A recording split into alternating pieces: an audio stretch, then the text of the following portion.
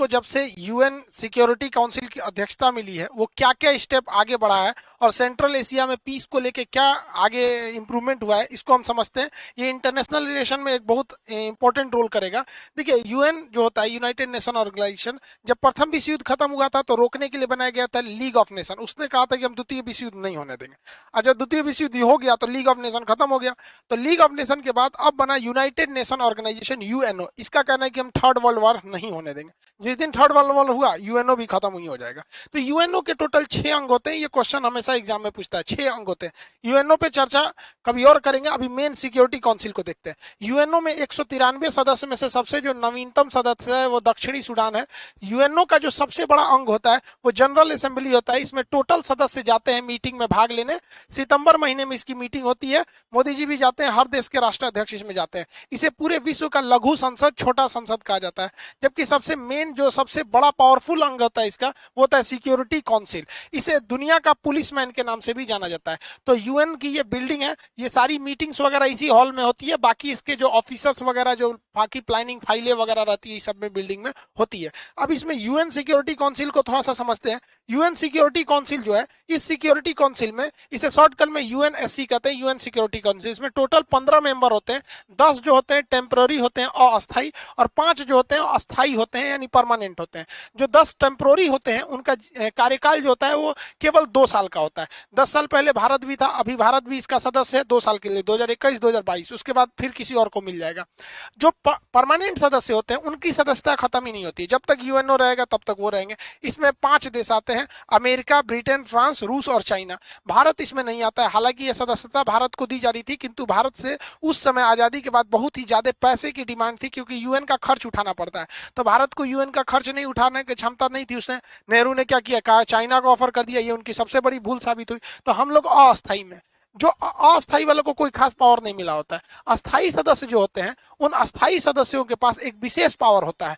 विशेष power को कहते हैं बीटो पावर। वो चाहेंगे तो किसी भी प्रस्ताव को रोक सकते हैं, पूरी दुनिया राजी हो, लेकिन किसी एक 5 में से कोई एक कह देगा नहीं, यानी बीटो, तो वो प्रस्ताव रद्द कर दिया जाता है। तो बीटो का पावर बहुत ज्यादा है। बीटो उन्हीं को मिलता है जो परमानेंट मेंबर होते हैं। अब हम लोग परमानेंट मेंबर नहीं है। अब हम लोग को क्या करना पड़ता है, जाके वहां पे अप्लाई करना पड़ेगा, हमें परमानेंट मेंबर चाहिए। तो यूएन के 193 में से लगभग 2/3 मेजोरिटी हाँ कहना चाहिए, और साथ ही साथ उसमें ये 5 का रेडी रहना जरूरी है। इसमें चाइना सबसे बड़ा अरंगा लगा देता है। अब ये बीटो पावर इतना पावरफुल होता है कि आप खुद सोचिए कि यूएनएससी जो है, यूएनएससी, ये सद्दाम हुसैन पर सैंक्शन लगा दिया, लद्दाख, गद्दाफी पर क्या लगाया था, सैंक्शन लगाया था, बहुत सारा कार्रवाई किया था।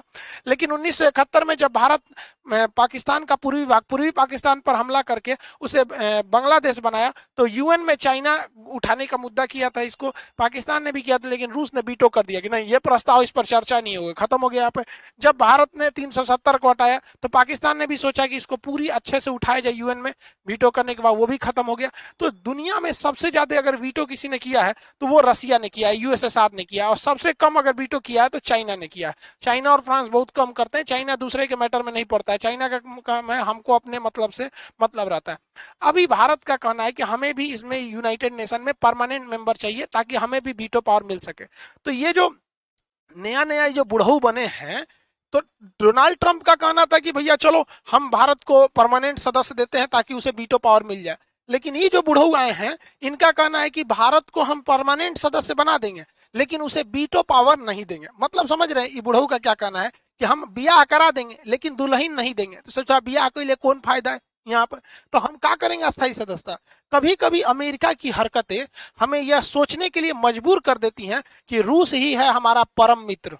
खैर, हमें यह भी प्रस्ताव नहीं ठुकराना चाहिए, क्योंकि अगर हमारे पास परमानेंट सदस्य हो जाएंगे, वीटो पावर नहीं मिलेगा, तो कम से कम परमानेंट सदस्य होने के नाते हर मीटिंग में हम हमेशा बैठेंगे। तो ऐसा थोड़ी है कि 2 साल के लिए बैठेंगे उसके बाद नहीं बैठेंगे, हमेशा बैठेंगे, प्रभाव रहेगा, फिर धीरे धीरे कर लेंगे। क्योंकि हमारे पास देखिए, वीटो हम लोग ले लेंगे पहले एक बार परमानेंट हो जाए, क्योंकि हमारे पास इसका अच्छा खासा एक्सपीरियंस है। अंग्रेजों से जब हम लोग आजादी मांग रहे थे 1919 में, तो जलियांवाला बाग हत्याकांड वगैरह हो गया, तो अंग्रेजों को लगा भारत वाला फिर पीट देगा सर, तो उन्होंने 1919 में आजादी नहीं दिया। उन्होंने कहा कि राज्यों का आधा शासन हम भारतीयों को दे रहे हैं, मतलब देश पूरी तरह अंग्रेजों के पास रहेगा, राज्यों का मेन चीज भी अंग्रेजों के पास रहेगा, और राज्य में कुछ एरिया में शासन करने का शक्ति भारत को दे देंगे, जिसे राज्यों का द्वैध शासन कहा गया। बाद में भारत ने 1935 में जो अधिनियम आया, भारतीयों का दबाव बना, कहा कि हम पूरा राज्य हमारे कंट्रोल में रहेगा और देश का भी आधा हिस्सा हम ही कंट्रोल करेंगे।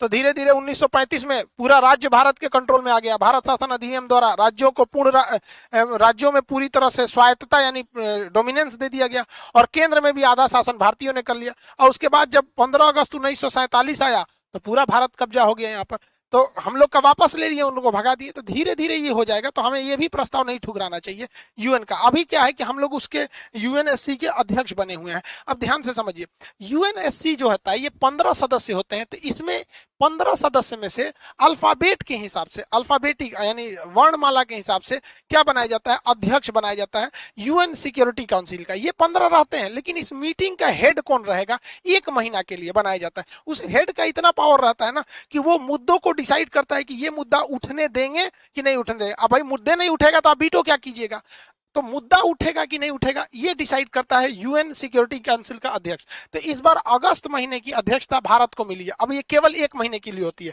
जून में यह अध्यक्षता जो थी वो चाइना के पास थी, जुलाई में एस्टोनिया के पास थी, अभी अगस्त में भारत के पास आया। अब सितंबर में ये आयरलैंड के पास चला जाएगा। अब इस अध्यक्षता का कितना बड़ा फायदा होता है ऐसे ही समझिए। जब 2019 में भारत ने 370 को हटाया था तो पाकिस्तान यूएन में चला गया सिक्योरिटी काउंसिल में। अब चूंकि डिक्सन आयोग और सिक्योरिटी काउंसिल के पास ही मामला अधीन है, अब उस पर कुछ विचार होता, हो सकता है यूएन ऑर्डर कर देता कि आप 370 नहीं हटा सकते, या कुछ भी हो सकता था। Always ready for worst condition. तो ये भैया आप किसके पास जाइएगा, इन 15 में से आपको सबसे पहले अध्यक्ष के पास जाना पड़ेगा जो 1 महीने के लिए प्रेसिडेंट बनता है, जो चीफ बनता है उसका, कि भैया ये मुद्दा उठाइए तब चर्चा करेंगे। पोलैंड ने कहा भाग ससुरा, हमको नहीं पता कश्मीर उश्मीर का मैटर, तुम लोग हटाओ। मुद्दे नहीं उठने दिया, पाकिस्तान खिसिया नहीं, बिल्ली खंबा नोचे। अब भारत के लिए समझिए क्या है कि भारत अगस्त 2020 में, अभी 21 में, अभी तो अध्यक्ष ही है, फिर हम लोग को अध्यक्षता मिलने वाला है दिसंबर 2022 में। यानी अधूरा काम अभी निपटा देते हैं, अभी देखते हैं क्या क्या काम हुआ है और एक काम आगे निपटा देंगे। अब सोचिए हम लोग टेम्पोररी 1 महीना के लिए हो रहे हैं तो कितना पावर है, जिसके पास वीटो पावर परमानेंट होगा उसके पास कितना पावर रहता होगा। हालांकि इसी साथ ही हम लोग 1 महीना के लिए यहाँ अध्यक्ष भी हैं और अस्थायी सदस्य भी हैं हम, क्योंकि ये जो होता है अस्थायी सदस्य, इसकी सदस्यता 2 साल के लिए होती है। तो इसी साल हम लोग बने हैं 2021 से 22, 2 साल तक हम लोग रहेंगे।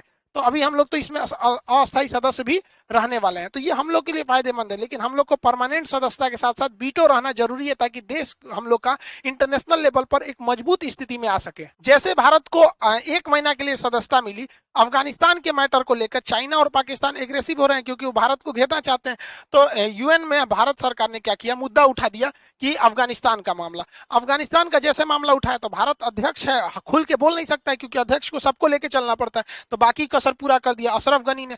तो भारत ने एक प्रस्ताव पारित करा लिया और सारे देशों से ये राजी करा लिया वहां पर यूएन सिक्योरिटी काउंसिल में कि अगर तालिबान कब्जा भी कर लेता है अफगानिस्तान में तो उसे कोई देश मान्यता नहीं देगा।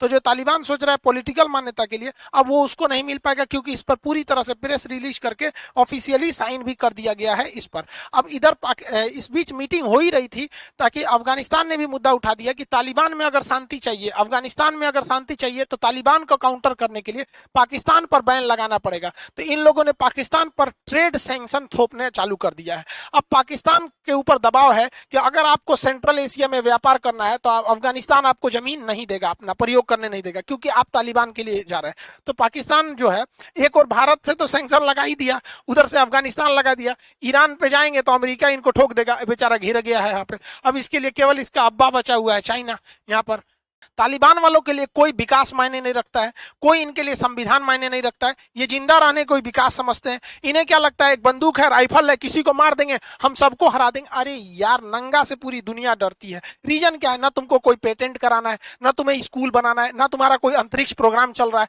ना तुम्हें कोरोना की वैक्सीन बनानी है, कुछ करना नहीं है। बस एक जगह मट्टी का घर रहेगा, पत्थर रखोगे, बंदूक लेके भाजोगे, हाँ हमारा डेवलप है, हमने अमेरिका को हरा दिया, हमने इसको हरा दिया। रे बैल कहीं का, कोई लड़ेगा काहे लिए तुमसे, कोई मतलब है तुमको लड़ने का, कोई मतलब नहीं है। वहां दूसरे धर्म के लोगों को जीने मत दो। बताइए वहां थाला साहिब गुरुद्वारा था, ये गुरुद्वारा की इतनी पुरानी खासियत थी कि इसमें खुद गुरु नानक जी देव जी ने वहां अपने पैरों को रखा था, मतलब वहां गए थे। वहां से इन लोगों ने झंडा जो होता है निशान साहिब तो सिख धर्म में एक्चुअली क्या होता है, हर पवित्र चीज के आगे साहिब लगाए जाते हैं। इवन हम लोग पटना में रहते हैं तो यहाँ 10वें गुरु जी का जन्म स्थली है, तो वहां पटना के उस एरिया को पटना साहिब कहा जाता है। तो ये उनके हिसाब से तो ये जो निशान लगाते हैं ना, निशान साहिब, इसको हटा दिया और तालिबान ने कहा हमने नहीं हटाया। अरे तू चोट्टा कहीं का, तुमने नहीं हटाया तो कौन हटाएगा वहां। मतलब ये सब किसी को, अब बताइए वहां एक महिला कपड़े थोड़े से टाइट फिटिंग थे तो उसको गोली मार दिया। दुकान पे महिलाएं काम नहीं कर सकती हैं और ये लोग ससुर दिन बाद गोली ही चलाएंगे लोग। अफगानिस्तान की स्थिति को ये बर्बाद कर देंगे। हद देखिए, OIC इस्लामिक ऑर्गेनाइजेशन कंट्री 57 देश है, इनका कहना है कि मुसलमानों की भलाई के लिए काम कर रहे हैं। अब जरा सोचिए कि क्या तालिबान आ जाएगा तो वहां डेवलप होगा, इंडस्ट्री जाएंगे, डेवलपमेंट होगा, GDP बढ़ेगी? कुछ नहीं होगा। ये लोग उल्टा सीधा नियम लगाएंगे, लेकिन ये लोग चुप हैं। इन लोग को कब बोलना रहता है? केवल फिलिस्तीन के मैटर पे, और कोई तो इनको दिखता भी नहीं है यहाँ पर मैटर यहाँ। अब देखिए ये तालिबान वाले क्या करेंगे, सब हम लोग के ऊपर अटैक करेंगे। सर इंडिया के जितना पैसे इन्वेस्ट किया है उस पर अटैक करेंगे। हम लोग का क्या जाता है अफगानिस्तान में? अफगानिस्तान में हम लोगों ने सलमा डैम बनाया। अब ये सलमा डैम हरी नदी पर है, याद रखिएगा, ये करंट अफेयर में क्वेश्चन बन जाएगा, हरी नदी पर है। इस डैम को बनाने में 290 बिलियन डॉलर का खर्चा, मिलियन डॉलर का खर्चा आया था, 2016 में इसे बनाया गया। अब तालिबान इस डैम पर हमला करना चाहता है। उस घोंचू को यह नहीं पता है कि इस डैम पर अगर हमला करेगा, इस डैम टूटेगा तो क्या हाल होगा। इस डैम से कितना फायदा आप सोचिए। इस डैम से 640 क्यूबिक मीटर पानी मिलता है पीने के लिए। वहां पर अफगानिस्तान में पानी, भूखमरी, ये सब की बहुत बड़ी समस्या, पथरीला जगह। खेती के लिए 2 लाख हेक्टेयर जमीन को खेती के लिए उपजाऊ बनाया जाता है, जिससे कि वहां के लोगों को अनाज मिलता है। ये बैल बांध तोड़ देंगे सब, 2 लाख हेक्टेयर जमीन से खेती खत्म हो जाएगी, अनाज नहीं मिलेगा उन लोग को। बिजली मिलती है 48 मेगावाट का, अफगानिस्तान के लोगों की बिजली चली जाएगी। बाढ़ का जो संकट आएगा, अलग संकट आएगा। लेकिन इनको क्या समझ में आता है? इनको तो धुन सवार है, हम ही जीतेंगे। अरे यार, हालांकि अमेरिका इन पर टाइम टू टाइम बॉम्बिंग करते रहता है अपना B-52 बॉम्बर के द्वारा।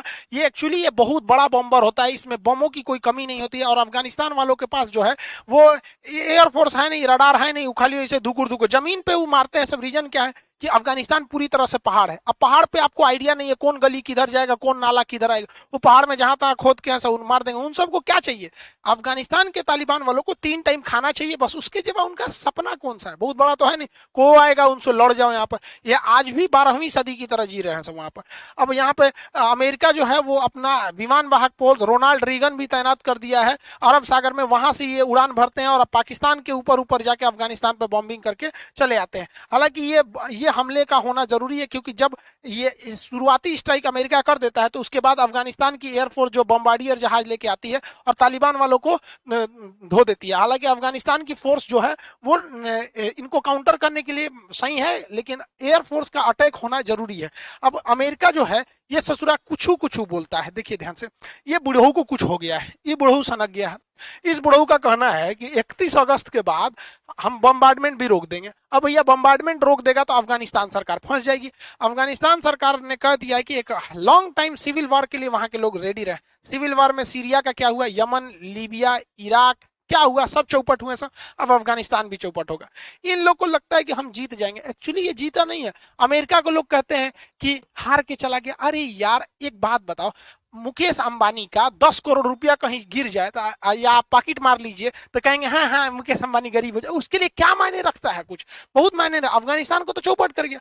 अब यहाँ अफगानिस्तान की सेना का खुला कहना है कि भारत हमें एयरफोर्स से मदद करे, क्योंकि अमेरिका अगर बम्बार्डमेंट करके चला जाएगा तो भारत को बम्बार्डमेंट करना जरूरी है, क्योंकि तालिबान का स्पीड रोकना जरूरी है। हालांकि तालिबान पूरी तरह से कब्जा नहीं कर पाएगा, लेकिन पूरी तरह तालिबान को खत्म भी नहीं किया जा सकता है। अब उस तालिबान वालों ने क्या किया, भारत ने MI-24 हेलीकॉप्टर दिया था, ये अटैक हेलीकॉप्टर है।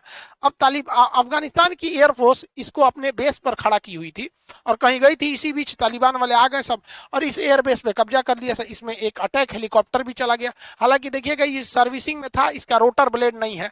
अब इन लोग का क्या मतलब है, क्या पता इस सुझाव में गमछा बांध के उड़ा दे सभी सब अलग कैटेगरी का वैज्ञानिक। हालांकि उड़ा नहीं पाएगा सर, गिरा देगा सर। तब चचा उड़ा दीजिएगा, कोई ठीक नहीं है इन का। लेकिन ये अफगानिस्तान के लिए बहुत सैड है कि आपके एयरबेस पर आके कब्जा करके हेलीकॉप्टर लेके चले जा रहा है। अब ये देंगे सब, नहीं इसको तो भड़का देंगे सब, लेकिन ये उनके लिए गलत है, अफगानिस्तान वालों के लिए। अब भारत सरकार इसमें क्या करेगी? भारत सरकार